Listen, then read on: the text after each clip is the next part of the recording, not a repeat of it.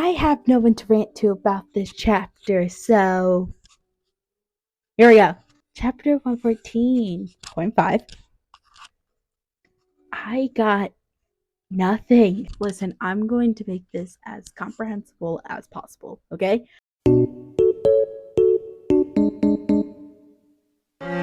Hi, I'm Wisp, and welcome to my little corner of the internet. Here we talk about anime, ships, characters, anime ships, anime characters, and anything else that occupies my mind. I hope you enjoy the video. Now let's get on with the rant. Before we really get into the rant, let's do a quick recap of what actually happened, because you're probably as lost as I was. Chapter 114.5 starts off with the knight that killed Fyodor in the previous chapter, screaming in agony. We can clearly see that the knight's face is contorting. After, in the next panel, Daze is explaining that during the race, Fyodor was frantic, saying he was frantic because he couldn't die of Daze's hand or of the poison. He needed to be killed by a vampire. Daze runs off in a panic, saying he needs to tell Rampo about what he has realized. Chuya runs after him, completely confused on what Daze is on about. Daze yells that Fyodor's ability isn't activated by touch, it's activated when he's killed. Chuya's yelling, "What are you talking about? Speak English, stupid!" And Daze says in a panic, I don't like how Daze is panicking so much.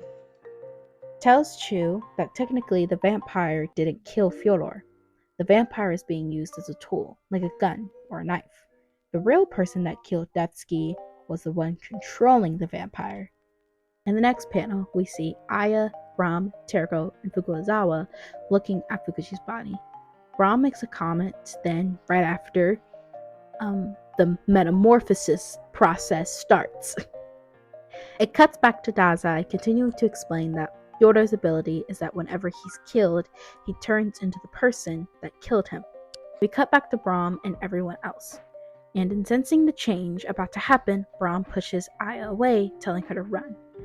Fyodor completely takes over Brahm's body in a way I know has traumatized Aya. Fukuzawa pulls out his sword, reacting immediately to the situation. And Fyodor pulls out the holy sword Souls Levini. I should have practiced this before. Souls Levini, Selena Gomez, the sword that was inside Brahm, and hovers it above Fukuchi's neck, threatening to kill him. I thought he was already dead, but Azakiri is obviously high, so I digress. Fukuzawa hesitates, but Terko runs forward, leading Fyodor to stab Fukuchi with the Levini. That sounds like a pasta. Fyodor raises the amino gozen, and Rampo calls out, yelling to not let Fyodor stab Fukuchi with the amino gozen. And of course, the rat does it. A white light appears, and the next panel is Fyodor's narration. In my right, the divine blade amino gozen. In my left, the holy sword Souls Levini. Two heavenly blades bring forth upon this land a miracle. Rampo and Terko run to stop Fyodor as Fukuzawa hurries to protect Aya, and they are all consumed by the light, while the narration continues. Right here and now, three extremes have all come together. The space-time sword said to have God himself dwelling inside of it. The force combination of ability and body, the Holy Cross Sword, and the ability to increase the strength of a weapon 100-fold. If those three were to unite, what could occur? A tripolar singularity.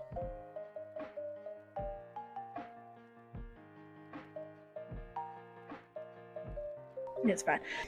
Even Flurry saying, go to sleep. Go to sleep. Now that I'm done with the recap, we can continue on with the rant. Hooray. The first thing I want to bring up is we were right. We were right. Absolutely correct.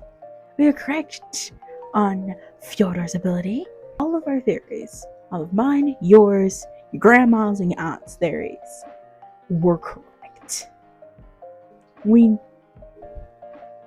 of applause, people. Round of applause. So Fyodor's ability is a body swap, reincarnation kind of thing. I was very much on the theory that he was able to like swap bodies with people or something like that. Turns out something very similar, if not exactly that. I just want to brag on how the fandom and me specifically was right about Fyodor's ability, because I genuinely find that kind of cool. Next thing I want to address is the god in the room, the napkin god. You know, the thing Fukuji turned into at the end of season 5? Yeah, I think we have an answer on how that happened now. The theory that I have is that whenever Fyodor stabbed Fukuji with the 2 swords, and of course Fukuji's ability, did a whole bunch of other crap, it was like in that white light and stuff. Like, I don't know if it transformed him or he merged or whatever, I don't know. Either way, all of that power definitely transformed him into that god. Pretty obvious. But if it wasn't too, there you go. It does make me wonder though, what happened to Fyodor? 1, what happened to Fyodor? And 2, what happened to everyone else consumed by the light? Are they dead? I don't think they're dead. Hunter x Hunter's manga will finish before Azagiri will ever kill off a main character in BSD. But I do want to know, what happened to Fyodor during all of that? Is it all just affect Fukuji? Like, does it all just affect Fukuji and like no one else? Or is Fyodor somehow mixed into Fukuji's DNA now? Because at the end of season 5, you only saw Akutagawa and Atsushi fighting who we now know, Fukuji. Is Fyodor like merged with Fukuji? Or is Fyodor just in a corner somewhere? Where's everyone else? But also, where's Fyodor? My guess is that everyone who was consumed by the light, you know, Aya, Terako, Fukuzawa, them, I'm just guessing they're all like unconscious or something. Like, in terms of Fyodor and his whereabouts, no clue. I have nothing for you. I don't know, maybe he is in like a corner with Nikki somewhere. Speaking of Nikki, where's Nikolai? Where's Nikolai? Where is he? Dazai and Shuya are gonna have to somehow get to like the mainland or get back to Japan from Mersalt. So is Nikki gonna take them? Is Nikki gonna help? Is Nikolai gonna help them? Or is Nikolai like now about to be written out the story? Please, Azagiri, don't write Nikolai out. Please keep him. Do not pull a Mushitaro again, alright? I want him to stay. Do not write him out like you did Tachihara and Yono. I do genuinely wonder what role Nikolai is going to play now in the story, and where he's gonna go. And I've been wondering the same thing with Mushitaro, but I don't know if I'll ever get an answer. Like, another thing I do want to theorize on a little bit is how exactly they're going to kill Fyodor. How do you kill someone that just turns into you once you've killed them? 2 things. Either A, Dazai has to kill him, and he was even hinted in this chapter that Fyodor was frantic because he couldn't die by Dazai's hand. And that implies that Dazai can nullify Fyodor's reincarnation ability. So, obviously, Dazai could kill him. 2 is he dies by separate means, like poison, accidental death, suicide, or something like that. Like, he ends up dying by other means, dying by something and not by someone. Again, poison and things like that. And I wonder which one are they going to go with? Like, are they going to go for Dazai killing him, or him dying by poison, or again, my best guess is that they're gonna go with Dazai killing him. It makes sense to me. Like, it makes sense to me that Dazai would be the one to kill him. If it ends up not being Dazai, that's like fine. Like, I don't have preference for how I want Fyodor to die. I kind of just want him to die. Even though I was a big member in the Fyodor is not dead campaign, still, I do think narratively and story-wise, it would be better if Fyodor was to just perish and stop getting revived like he's a dang cockroach or something. Like, I do think it'd be better if he just died and didn't keep coming back. But in any case, my theory is that Dazai, maybe Dazai and Chuya, like Dazai and Chuya's mission, or whatever, maybe just Dazai, I don't know. But you know what'd be cool? You know what would be so cool? If Nikolai did end up killing Fyodor. Like, Nikolai actually ended up killing Fyodor. Because that would be so good for his character. That would be something. Like, one, he truly thought his friend, the friend that the most dearest one to him, actually died. Then figured out he's alive. I don't know, thinking about that interests me. Back on topic is my theory on how Fyodor could possibly like actually die, like fully die, and then we get Christy afterwards. I really hope we do get Christy. Like, I hope Asagiri just didn't forget about her.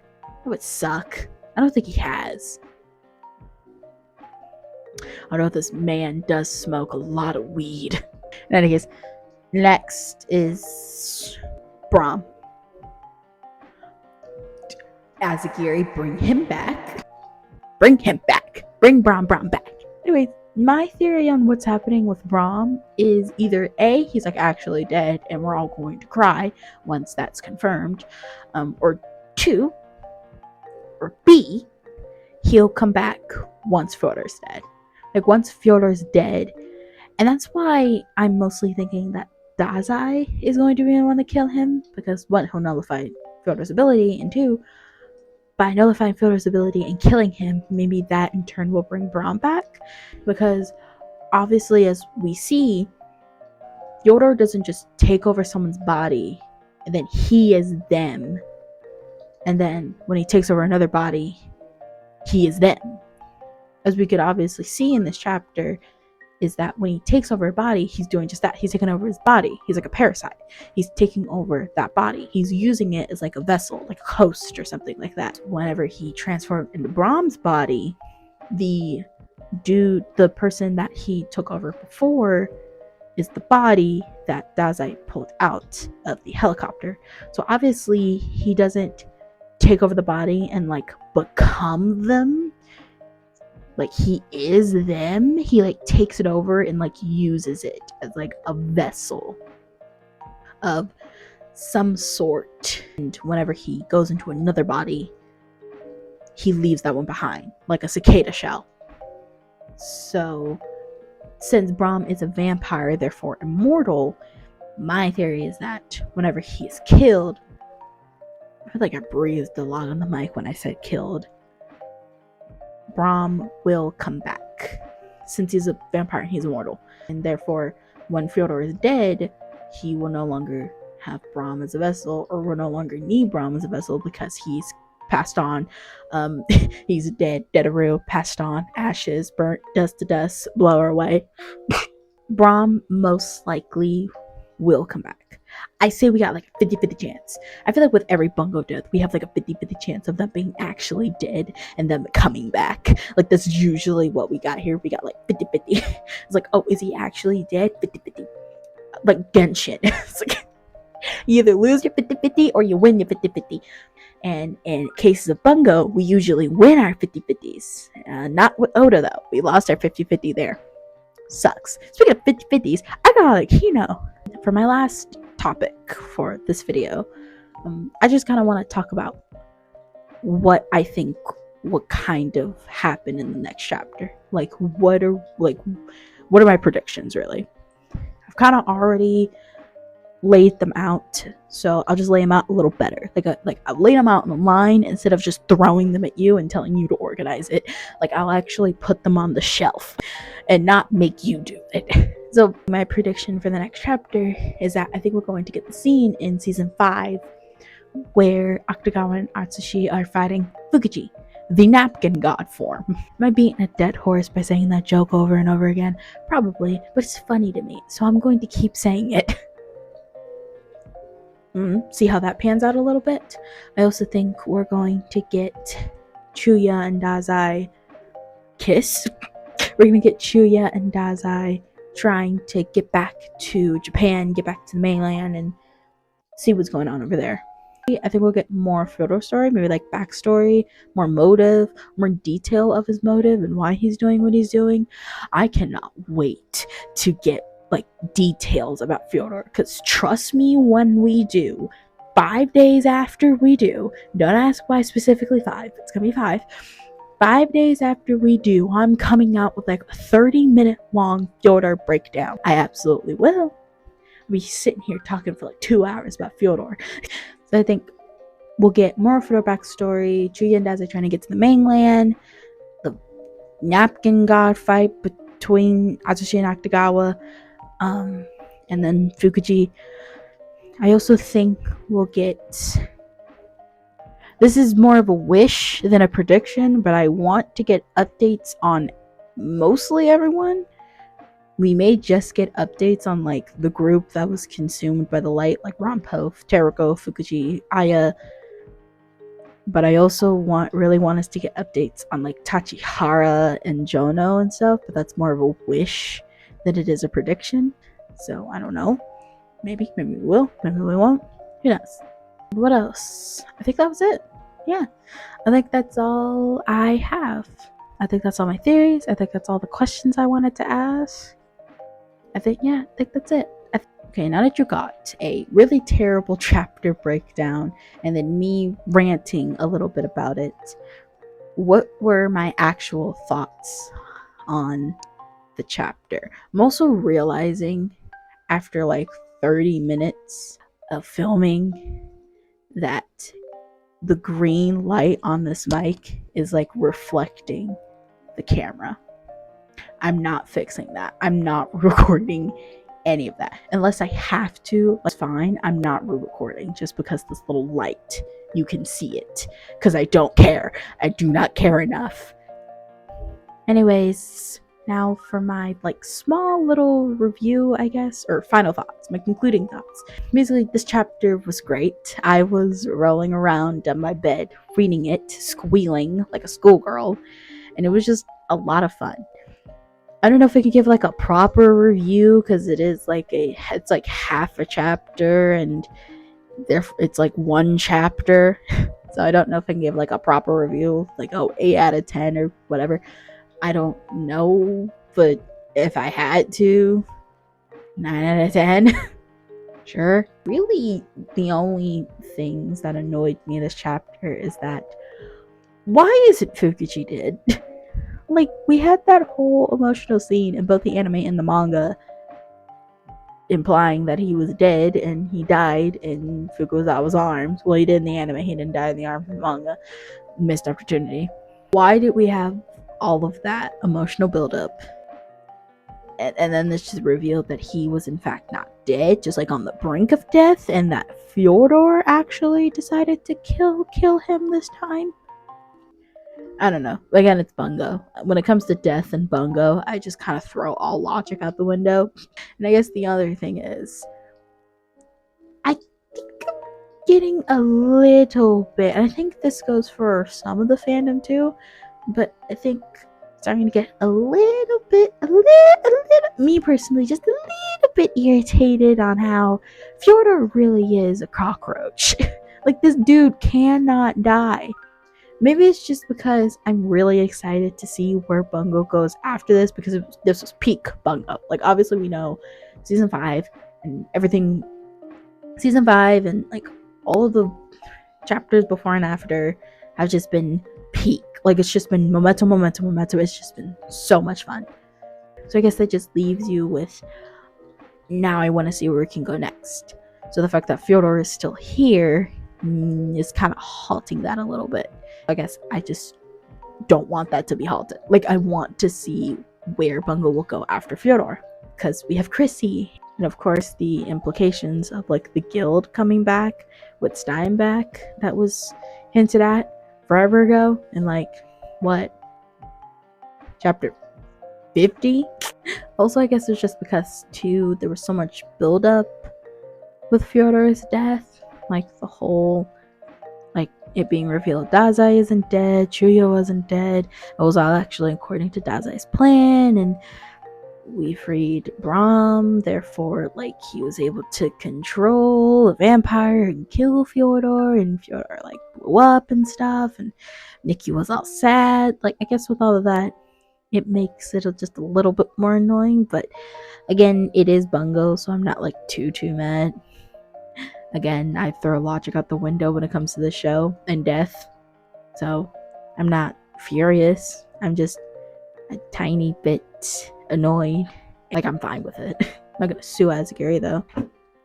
Darn it. In any case, all in all, I really liked this chapter. It was really fun to read, and it was really fun to reread like 5 times for this video.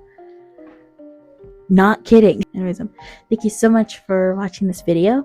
I hope you have a good day, afternoon, or night. Drink some water and eat something yummy. Bye.